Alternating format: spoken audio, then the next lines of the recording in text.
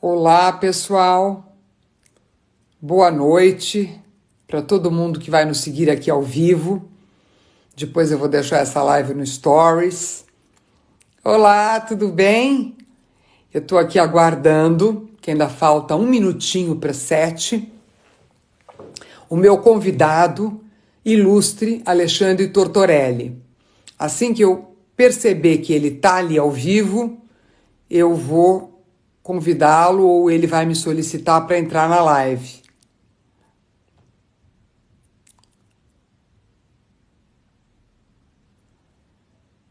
Ainda falta um minutinho, o meu convidado não chegou, então a gente vai... Como é que vocês estão indo de quarentena? Alexandre, me solicita, por favor.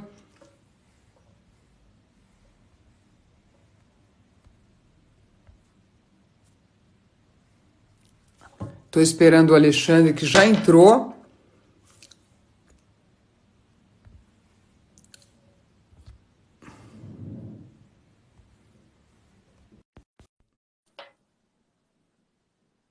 Vamos lá. Já dei um aceite. Olá, Oi, tudo bem? tudo bom e com você? Tudo bem também, deixa eu só dar uma ajeitada aqui Que pontualidade, não? Não é? Britânico, como é que você está de conexão? Aqui tá tranquilo, tá bem, É, o aqui sinal parece que também, tá bom aqui também. aqui também. Eu estou esperando as pessoas chegarem para a gente. Não quero te apresentar nem um minuto antes das 7. Acho que eu já posso falar. Fica tranquilo. Muito obrigada pela presença. Eu quero apresentar para vocês o meu amigo Alexandre Tortorelli. Ele é o meu convidado, ele é sócio-diretor da I2P Consulting, que é uma consultoria estratégica que atua na estruturação, na gestão e na governança de empresas para o crescimento sustentável. Ele atuou por mais de 20 anos na área de supply chain de grandes indústrias multinacionais como Coca-Cola, FEMSA, Grupo EMS, Sigma Pharma e Parmalat, entre outras. Essa pessoa que está aqui hoje com a gente, eu quero contar para vocês, antes da gente começar o nosso papo, como é que a gente se conheceu. Né, Alexandre? Isso, é bom saber, né? É bom saber, né? Não que isso tenha importância se faz muito ou pouco tempo, porque a conexão é que importa. Teve gente que eu conhecia há pouquíssimo tempo e já deu uma sinergia incrível. Mas nós já nos conhecemos há alguns pares de anos, porque nós somos analistas formados pela TTI Success Insights, que é uma empresa americana presente em 90 países e que está no Brasil há mais de 15 anos com ferramentas de diagnóstico online. Nós acreditamos que, para uma pessoa minimamente se desenvolver e ser bem-sucedida, ela primeiro precisa do autoconhecimento. Então, a gente tem vários tipos de ferramenta que falam de comportamento, de motivadores, de capacidade de discernimento, de competências pessoais, entre outras coisas. São relatórios customizados e, através disso, a gente tem uma radiografia para ver a aderência desse laudo com o perfil do analisado, que pode ser um coach, pode ser um cliente de consultoria, um empresário, e até Exato. eu estou usando hoje também nas sessões de terapia. Ótimo. Muito Então, legal, né? São ferramentas muito boas. Não é? Elas dão um perfil. A primeira vez que eu, antes de estudar, antes de fazer os cursos, Alexandre, eu fui fazer a minha ferramenta. E já estava, na época, fazendo terapia há umas 3 décadas. Eu li o laudo e falei, mas, gente, quem era essa pessoa que estava dormindo comigo que eu não conhecia? Porque eu fiquei estarrecida com a profundidade e a precisão e a aderência. Quer dizer, ela tem muito mais de 80%, 90% que você fala, sou eu, concordo, é isso, e tenho até exemplos para dar, né? E é muito importante a gente ter essa visão, tanto como pessoa, como empresário, como líder, né? Eu conheci a ferramenta do outro lado, né? Sendo avaliado, na verdade, durante a minha carreira de executivo, E ele é um ponto super forte para a gente entender os nossos pontos fortes, entender aspectos, por exemplo, que podem vir a prejudicar a gente em determinadas situações, para você criar alternativas de lidar com situações difíceis que a gente está submetido a cada momento, né? Com certeza. Quando a gente tem a ferramenta na mão, a gente tem uma sinaleira, né? Farol vermelho, amarelo, verde. Exato. Você aprende a perceber o momento que você está, você se conhece melhor e, com isso, você conhece melhor o outro, melhora as suas relações interpessoais. Eu trouxe uma frase do Platão para a gente abrir. A conquista de si próprio é a maior das vitórias. Eu acho que a primeira conquista é a gente se conquistar e se entender. Depois, para fora, para o outro, para o mundo, né? Eu costumo dizer que eu uso muito, tanto no coaching como na terapia, as 4 matrizes de identidade. A primeira matriz é quem eu sou. A segunda matriz é o que eu faço, o que eu tenho que começar a fazer, o que eu tenho que deixar de fazer. Terceira matriz, quem é o meu cliente. E a quarta matriz, que nós vamos falar muito sobre isso hoje, é o mercado, no espaço temporal, na circunstância, no país e no mundo. Qual é o mercado que eu quero atingir, né? O meu nicho. Então, agora, Alexandre, eu queria que você falasse um pouco desse teu trabalho mesmo estratégico, desses pilares que a gente pode oferecer para tanto pessoa física, mas principalmente para as pessoas jurídicas, né? Não importa o tamanho, porque é uma consultoria que pode ser uma empresa de 3 ou uma empresa de 3.000 pessoas, não é verdade? Perfeito. Antes de mais nada, quero te agradecer, é um prazer te ver de novo, né? A gente está junto nesse momento importante aí que a gente está passando, e poder compartilhar com as pessoas que estão com a gente, que estão entrando aí na live, algumas dicas, algumas experiências que a gente está trazendo, tanto você com seus clientes e nós na abordagem que a gente traz na forma empresarial em processos, né? A I2P, ela nasceu, né, depois de uma vida executiva, exatamente para ajudar empresas a colocar práticas que eram utilizadas por grandes empresas para alcançar os seus resultados, seus objetivos, práticas de governança, trabalho multidisciplinar, né? E dentro desse processo, a gente acaba entendendo que, além de ter, não adianta você ter uma Ferrari na mão, os melhores equipamentos, os melhores sistemas, a melhor marca, se você não tiver bons pilotos, né? Boas pessoas, as pessoas certas no lugar certo.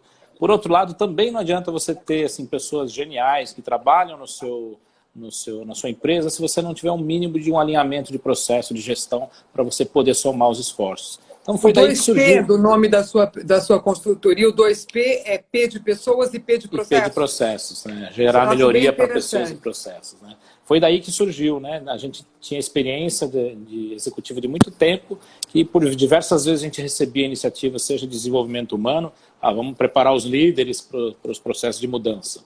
E a gente fazia aquelas tradicionais workshops, finais de semana, hotel, mas poucas vezes a gente saía com algumas entregas, né? E, por outro lado, o gestor da operação, que tinha resultados para entregar, às vezes tomava iniciativas de contratar uma consultoria para entregar processos, mas, ao mesmo tempo, ele tinha que dedicar outras atividades com outros processos e precisava de um suporte de RH, vamos dizer assim, para manter a governança daquele projeto que ele colocou. E isso era muito falho nas empresas até então. Então, a I2P se propôs a se colocar no meio, né? Então, tanto dar esse suporte para o gestor empresarial, para ele colocar os processos e junto com o RH, né? A gente conversava na nossa prévia, né, que com essa enxugamento que houveram nas empresas, as cadeiras aumentaram, né? A abrangência das cadeiras aumentaram e a responsabilidade aumentou e os recursos diminuíram, né? Então, mal a gente tem espaço para olhar do lado daquilo que a gente está fazendo. E aí é importante que a consultoria, nesse momento, pode ajudar muito a fazer esse papel e dar os braços para as áreas. E a gente comentou também, Alexandre, eu acho interessante a gente trazer hoje aqui, para quem está com a gente, ou vai assistir depois no Stories, que nem todo mundo tem um RH estratégico interno. Né? Muitas vezes você tem um DP, que faz folha de pagamento, horas extras, enfim. Mas você não consegue ter uma pessoa com a senioridade de um RH estratégico. Né? A empresa não consegue absorver esse custo. E se você não pensar estrategicamente na gestão de pessoas, aí é o que você falou, você implementa, mas não tem quem possa supervisionar esse processo todo, para fazer correções de rota, para deixar a roda girando em ação contínua. Você não tem quem cheque isso. E aí que entra o papel da consultoria. Exatamente. Muitas das vezes essa consultoria de RH ela pode ajudar, e é um trabalho que você acaba chegando perto também dos executivos, né? A gente traz processos, a gente comentava também outro dia numa conversa, né? Nós somos educados para ser líderes hierárquicos, né? E não líderes funcionais. Então, quando chega esse processo, agora está começando a ficar mais disseminado, mas quando chega esse processo de times multidisciplinares, as pessoas não estavam acostumadas a convencer a outra daquilo que era importante, né? Elas estavam acostumadas a usar a hierarquia. A autoridade, né? A autoridade. Cima, o top-down, né? O famoso top-down. E quando ela se colocava num projeto multidisciplinar para negociar, ela tinha dificuldade, né? E nem sempre as empresas têm esse suporte de um profissional que possa fazer o papel do coaching, né? O chefe não tem tempo para isso mesmo, o chefe está lá para cobrar cronograma, entregas e resultados, e não tem o tempo para fazer esse trabalho de coaching. Então é um trabalho fantástico de uma assessoria de RH, um RH estratégico, para fazer esse trabalho de coaching com os profissionais e explorar mais aspectos que ele às vezes ele nem conhece. A gente falou de autoconhecimento no início, né? Para ele poder entregar mais daquilo que ele tem, que está guardado e que ele não conhece ainda a força que ele tem ali dentro. Porque se você não... Primeiro você tem que se conhecer para poder traçar objetivos, traçar... Eu sei quem eu sou, ok, e o que eu quero. Né? Tem aquela frase que o gato falou para Alice no País das Maravilhas, né? Se você não sabe para onde ir, qualquer caminho serve. Você concorda? Se você não sabe onde você quer chegar, uma hora você vai para a direita, uma hora você vai para a esquerda.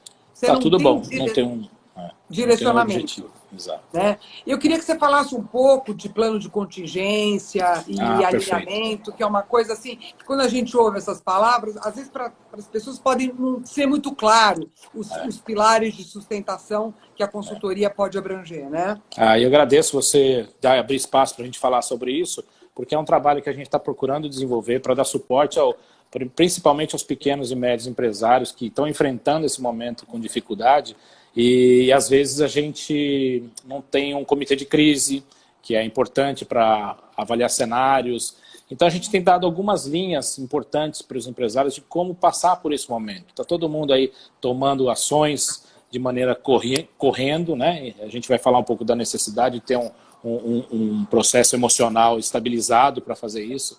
Mas o que a gente tem dito muito para eles de início, logo de cara, é importante que a empresa tenha na mão a sua condição financeira, saber o seu fluxo de caixa, até onde ele alcança, né? Quais são os custos que eu tenho, que eu posso eliminar nesse momento, aqueles que eu posso adiar nesse momento, né? E criar os cenários. Hoje a gente não tem uma visão clara de quando tudo isso acaba, quando a economia realmente vai voltar a girar.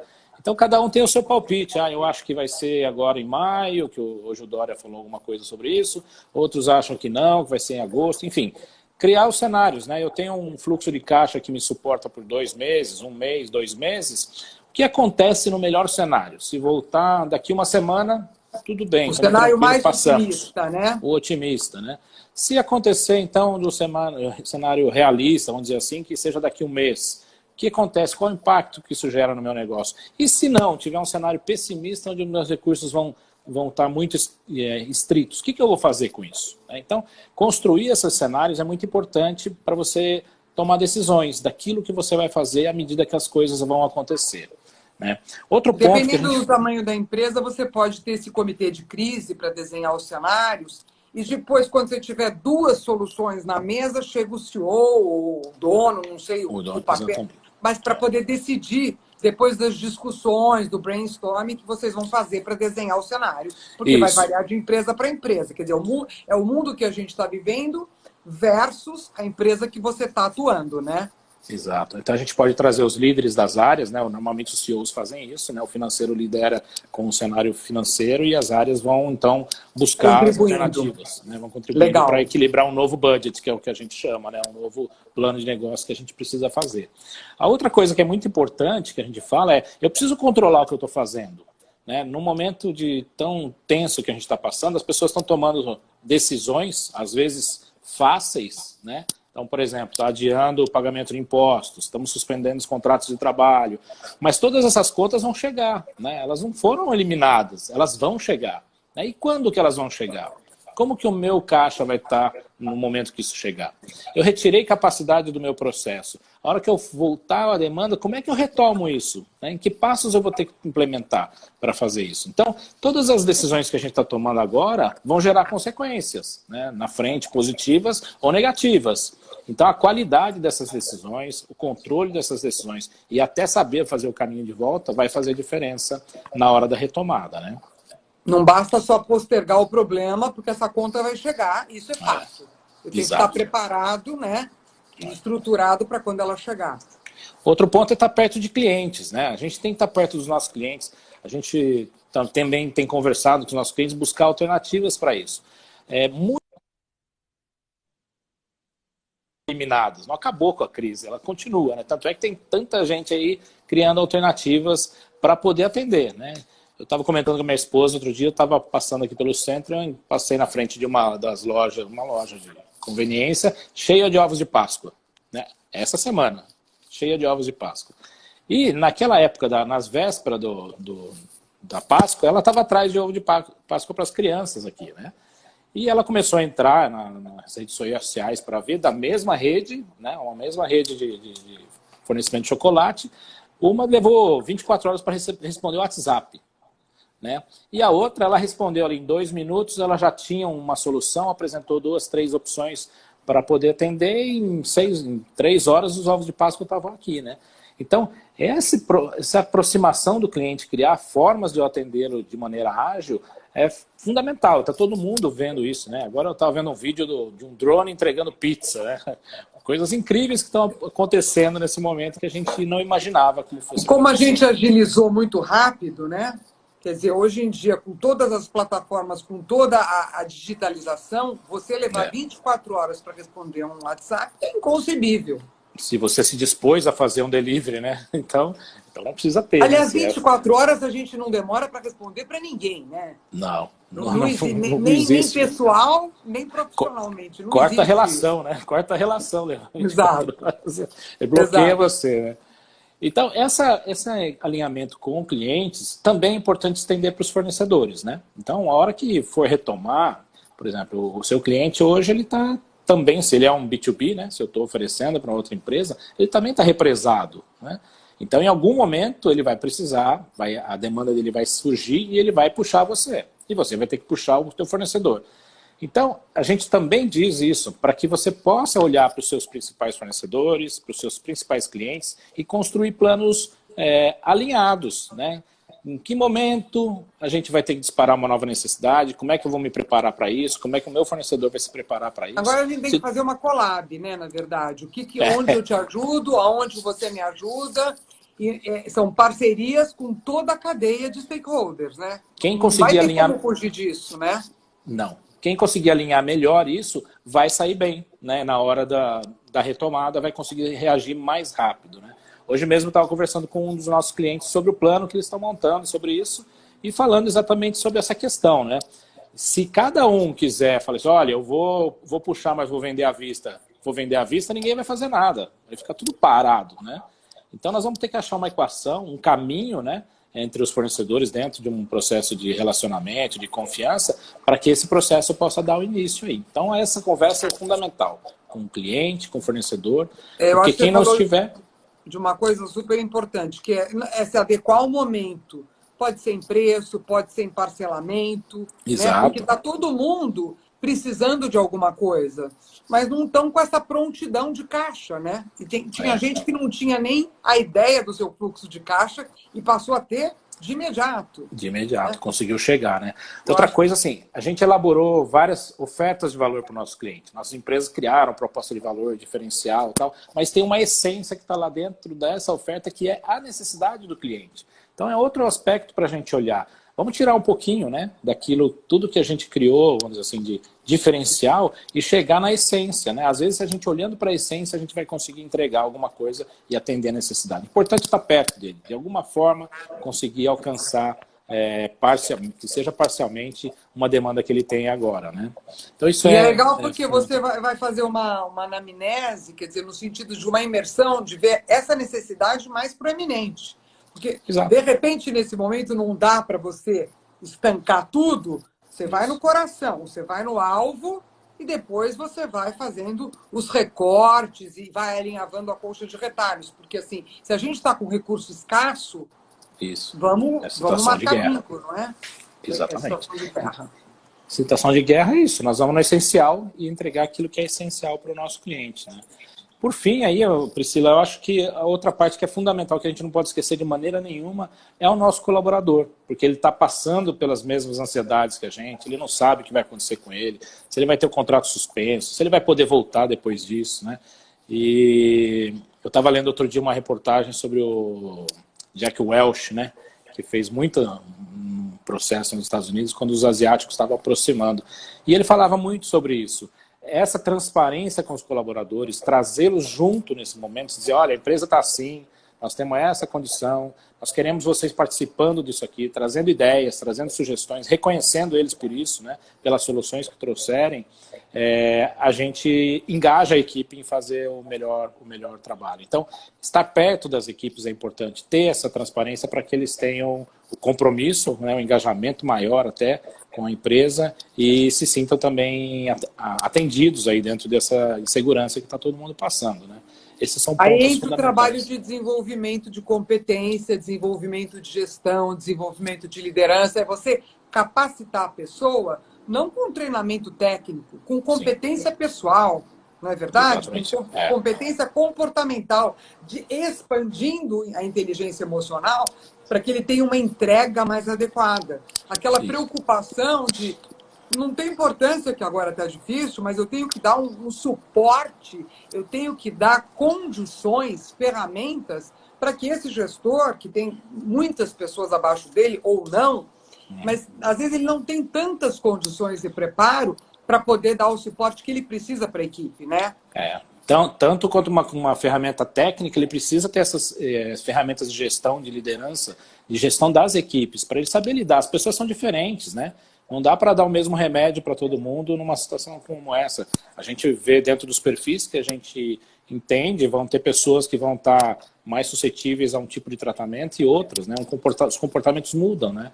E o gestor que conhece isso, ele tem esse autoconhecimento e ele consegue traçar os perfis comportamentais da sua equipe, ele sabe explorar o melhor de cada um, que aí você é mestre em fazer isso, né? Não, mas eu acho que fazemos juntos, né, Alexandre? Porque, na verdade, a gente pode traçar o perfil dos líderes ou da equipe desses líderes e fazer aquele relatório de equipe que a gente adora. Que é poder você comparar. Não é comparar uma pessoa com a outra, mas ver se você precisa realocar a pessoa, se ela está bem na posição que ela está.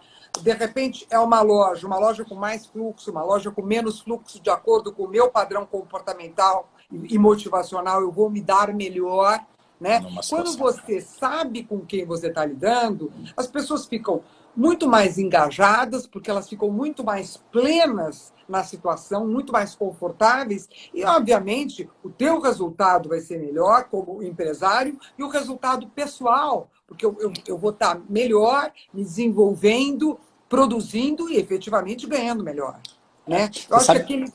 Desculpa. Pode falar. Eu acho que aquele pensamento retrógrado de... E se a gente treinar os funcionários e eles forem embora? Tá, e se você não treinar e eles ficarem? E eles ficarem. É muito mais grave, né? Porque você treina a pessoa para ela, para o mundo, para a empresa. Enquanto ela está com você, não importa se ela vai ficar 1 ano, 2 ou 3, ela está com você. Tem que fazer jus àquele cargo, àquela cadeira que ela ocupa, naquele tempo. Não é verdade? Você me lembrou uma questão uma vez durante uma experiência profissional que era exatamente isso. Um diretor meu me questionava sobre isso. Ele dizia, como é que você lida com uma equipe com uma diversidade grande de perfis, né? Como é que você faz junto uma equipe com diversidade de perfis para estar unida dentro do mesmo propósito, né?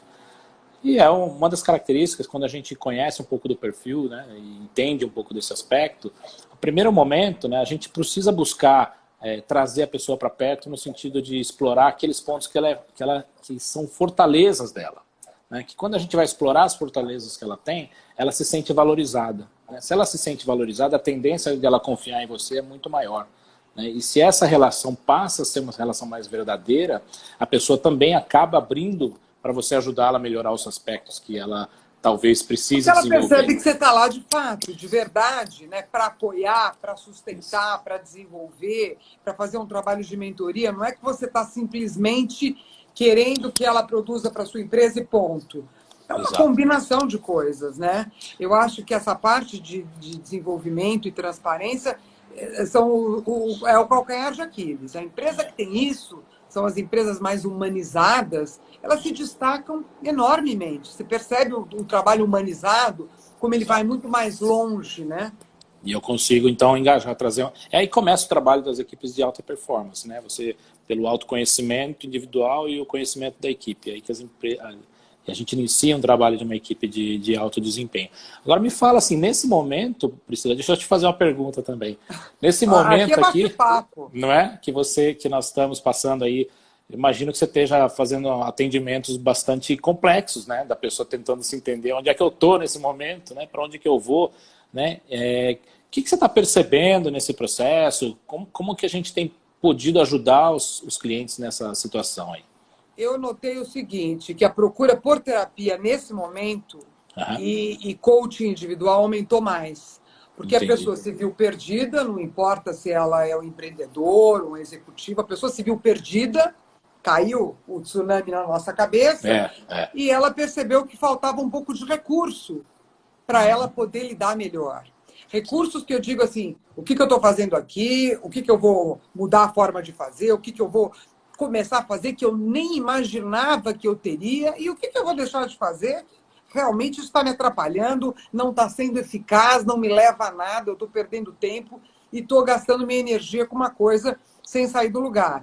Então, eu tenho notado que as pessoas no processo individual, a gente está fazendo o individual pelo Skype, né? Porque 1 a 1 é muito mais fácil, elas estão querendo entender esse momento para poder traçar com você objetivo e para poder dar uma azeitada nesse emocional, sabe? O que eu posso usar do meu arcabouço, né, para sair desse momento? Acho porque a gente traz uma história de vida, né? A gente traz uma experiência na educação, na experiência de vida pessoal, profissional. Você traz tudo isso com você e agora está tudo em cima da mesa misturado.